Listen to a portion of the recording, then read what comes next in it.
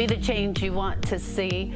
Catholic Charities does that every day. As long as I have worked with Catholic Charities, I cannot keep up with everything they do. I just cannot do it. So little by little, I learn something new every day. Alyssa Puffini is here to tell us a little bit more. Language Services Director, and I know I've heard about this, but every time I talk to somebody, I learn a little bit more. Language Services, talk about what all you all do with this. Well, oftentimes when a new refugee family resettles here in Louisville, they don't speak the language, and so they need that language assistance to help them kind of get themselves settled into their new lives here. I can't imagine how hard that would be. Number one, you're in a new place, or maybe you don't even have a place, right? Number two, the culture, entirely different. I'm talking about dress. There's a lot of change. Right, food, you don't even know where you're going. I mean, everything's different. And then the language is different. Exactly. So you can't even say, hey, bud, what is this that I'm eating? You can't, because you can't talk the language. And for the most part, that's correct.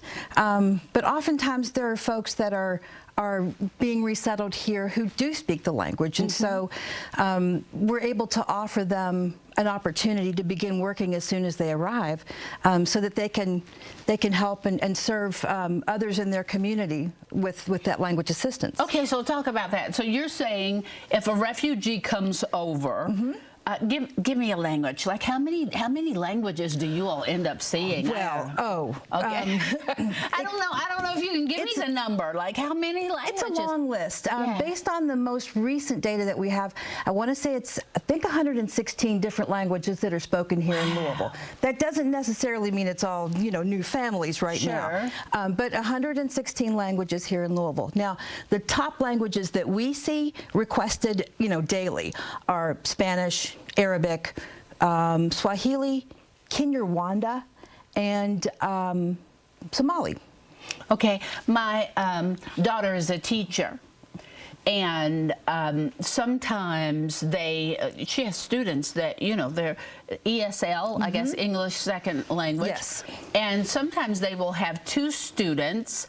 One can speak English and the other one can't, but they're from the same place. So she can speak her native language, yes, and English, so she helps the student. Exactly. And that means so much. Okay, so this person comes over, can speak their native language, can also speak English. Which for anybody is a plus. I've always wanted to be bilingual. Like I've always wanted to speak Spanish well. I speak it well enough to get myself in trouble. Yeah, you and me are in the same boat. But I've always wanted to be bilingual, just because I don't know. I don't even know why. It just adds to you. It does. It does.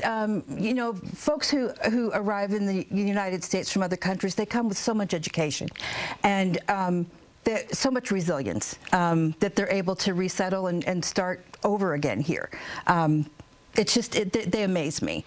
And their commitment to this type of work is always something that touches me. So if they can speak English, there's a chance they might be able to work for you. Absolutely. What's that look like? Well, Catholic Charities has been a provider of, it's called Bridging the Gap. It's a 40-hour interpreter training course. It's nationally recognized, but we've been a licensed agency, to provide that training since 2000.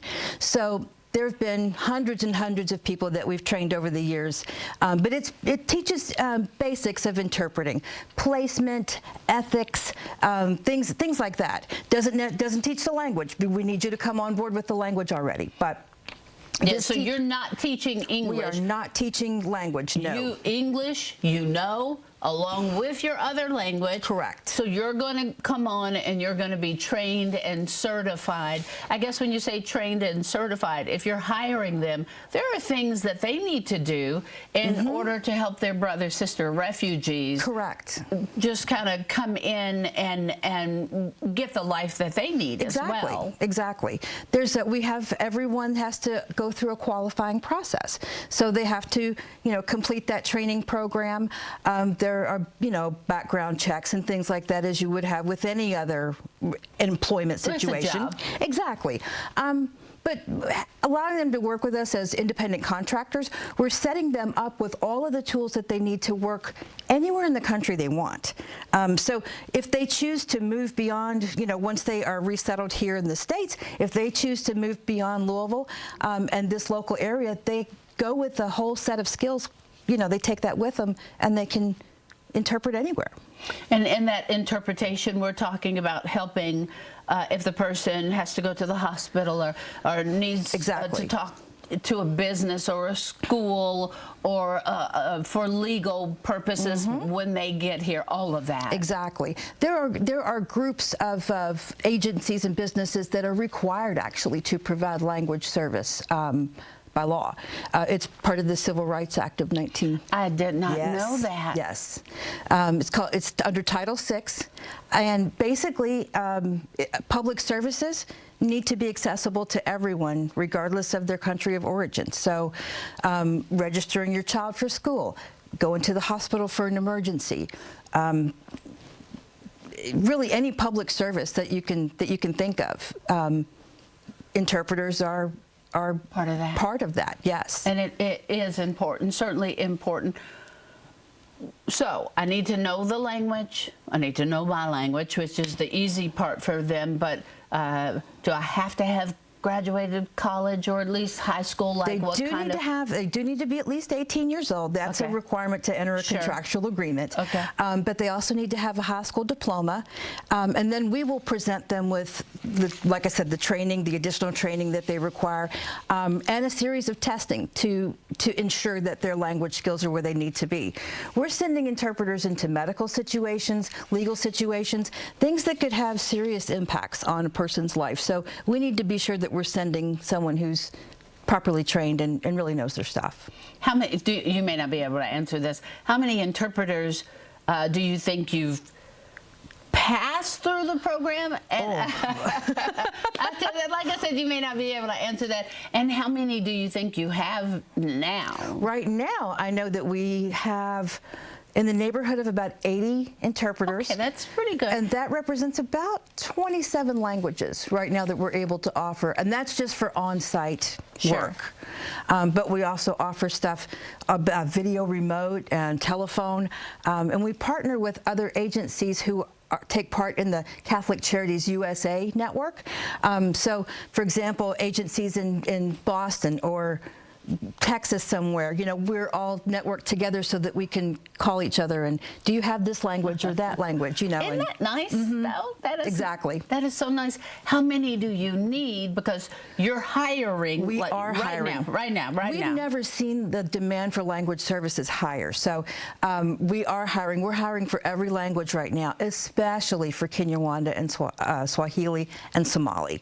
We're getting, we have families arriving from the Democratic Republic of the Congo and other places in Central Africa that speak those languages, and that is the biggest need that we're seeing right now. All right, and if they want to apply for this job, can you give me the 1, 2, 3s? Absolutely. Send your resume to cclou.org. I'm sorry, cclou.org is the website. That's exactly. Did we get it up there right yes, there? You that's our page. That's my crack team there. That's our page. That's my crack team there.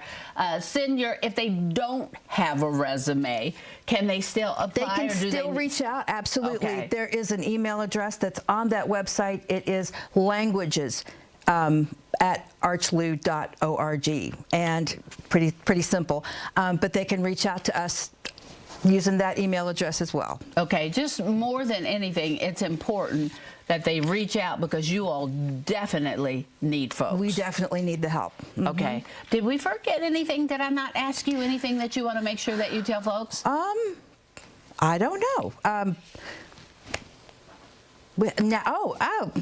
International Mother Language Day is coming up next month. Well, I know. Didn't know that. I know. You learn something new every day, don't you? International Mother Language Day. Exactly. There you go. Exactly. We appreciate you. We've actually been working with the city of Louisville to kind of roll that out and make a big deal about that. And yeah, exactly. Okay. Well, we thank you. Thank you. Very much. And one day maybe I'll be fluent, and I'll come talk to you about doing that in my retired life maybe one day. Thank you. We appreciate you. Catholic Charities, always making our city better. All right, stick around.